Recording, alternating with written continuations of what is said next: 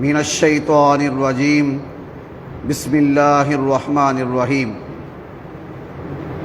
لمسجد اسس علی التقوی من اول یوم احق ان تقوم فیہ۔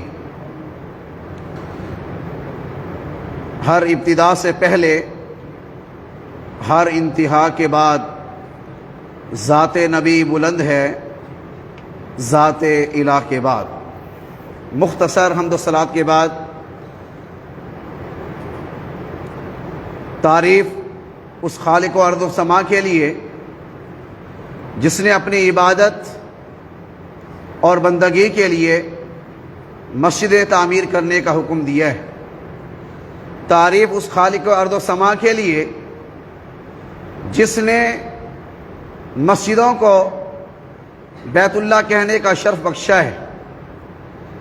تعریف اس خالق و ارض و سما کے لیے جس نے مسجدوں کو متقی لوگوں کا گھر کہا ہے۔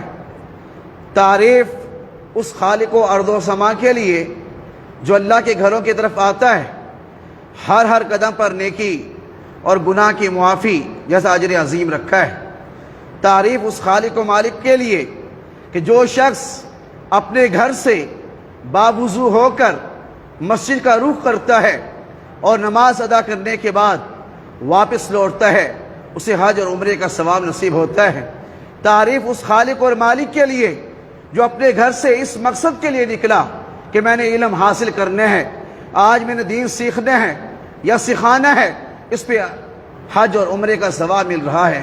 تعریف اس خالق اور مالک کے لیے جو اپنے گھر سے چاش کی نماز ادا کرنے کے لیے مسجد کا رخ کرتا ہے، اسے عمرے کا ثواب مل جائے۔ جو اپنے گھر سے فجر کی نماز با جماعت ادا کرنے کے لیے مسجد جائے اور نماز ادا کرنے کے بعد مسجد میں ٹھہرا رہے، ذکر و اذکار کرتا رہے، اشراق کی نماز پڑھ کے اپنے گھر کو لوٹے، اللہ اس کو حج اور عمرے کا ثواب نصیب فرماتے ہیں۔ میرے بھائی، یہ تو تھی مسجد، اس کی عظمت اور اس کی شان کہ کل قیامت کے دن رب العالمین عرش عظیم کے سائے میں اس انسان کو جگہ عطا کرے گا جس کا دل مسجدوں کے ساتھ لگا رہتا ہے۔ اور آپ نے فرمایا کہ جو لوگ مسجدوں کے ساتھ محبت کرنے والے ہیں، آباد کرنے والے ہیں، یہاں آتے رہتے ہیں، ان کے ساتھ دل لگا رہتا ہے، کل قیامت کے دن اللہ تعالیٰ انہیں پل صراط پہ ثابت قدمی عطا فرمائے گا اور انہیں خوش اور خرم رکھے گا۔ یہ تو مسجد ہے۔ اب آئیے اس طرف جو مجھے عنوان ملا ہے، وہ مسجد نبوی ہے، جس کے بارے میں پیارے پیغمبر نے فرمایا ما بین بیتی و منبری روضۃ من ریاض الجنہ۔ یہ وہ مسجد ہے جس کے بارے میں پیارے پیغمبر نے فرمایا جس نے ایک نماز اس مسجد میں ادا کی، بقیہ مساجد میں 1000 سے بہتر ہے۔ یہ وہ مسجد ہے جس کی عظمت اور شان کو دیکھیے۔ عمر تشریف فرما ہے، دو ساتھی آپس میں گفتگو کر رہے ہیں اور ان کی آواز بلند ہوتی ہے، بلاتے ہیں، مخاطب ہوتے ہیں، آپ کہاں کے ہو؟ کہا کہ ہم طائف کے رہنے والے۔ کہا اگر مدینہ کے رہنے والے ہوتے تمہیں سخت سزا دیتا۔ یہ وہ مسجد جو ہدایت کا مرکز ہے، توحید کا مرکز ہے، امن کا مرکز ہے، اسلام کی نشریات کا مرکز ہے۔ یہ وہ مسجد ہے۔ پیارے پیغمبر کے بارے میں امی عائشہ فرماتی ہیں گھر میں کام کاج میں مصروف ہوتے، مسجد نبوی سے آذان آتی، آپ ایسے ہو جاتے کہ ہمیں جانتے ہی نہیں۔ یہ وہ مسجد ہے۔ پیارے پیغمبر کو گھبراہٹ ہوتی، مسجد میں جایا کرتے، پریشانی ہوتی، مسجد نبوی میں جایا کرتے، سورج چاند گرہن لگتا، مسجد نبوی میں جایا کرتے۔ یہ وہ مسجد ہے۔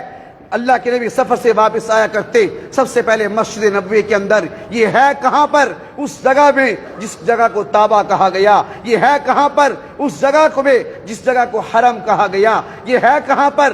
اس جگہ میں جس کے بارے میں پیارے پیغمبر نے فرمایا کہ مکہ کو حرم کہنے والا، دعائیں کرنے والے ابراہیم علیہ السلام تھے، اور مدینہ کے لیے یہ دعائیں کرنے والے محمد الرسول اللہ صلی اللہ علیہ وسلم کی ہستی تھی۔ یہ مدینہ کے اندر یہ مسجد ہے جب پیارے پیغمبر ہجرت کے بعد آتے ہیں، جہاں آپ کی سواری بیٹھتی ہے، وہ جگہ یتیم بچوں کی تھی، خرید کر وہاں پر مسجد بنا دی گئی۔ یہ وہ عظیم مسجد ہے جس کی عظمت، جس کی شان بہت بلند ہے، لیکن وقت بہت مختصر ہے۔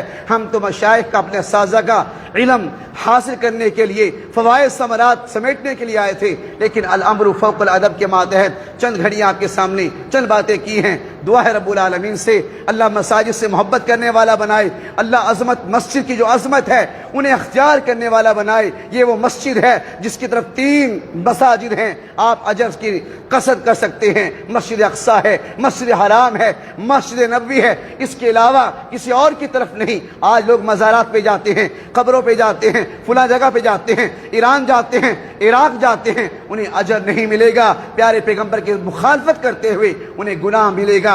ہاں علم کی حاصل کرنے کے لیے آپ قصد کر سکتے ہو، بھائیوں سے ملنے کے لیے دینی قصد کر سکتے ہو. آپ دینی اداروں کی طرف اجر کے حساب سے، وعد و نصیحت کے حساب سے آپ جا سکتے ہیں. اللہ سے دعا ہے اللہ مساجد کی اہمیت کو اجاگر کرنے کی توفیق عنایت فرمائے. وما علینا الا البلاغ المبین.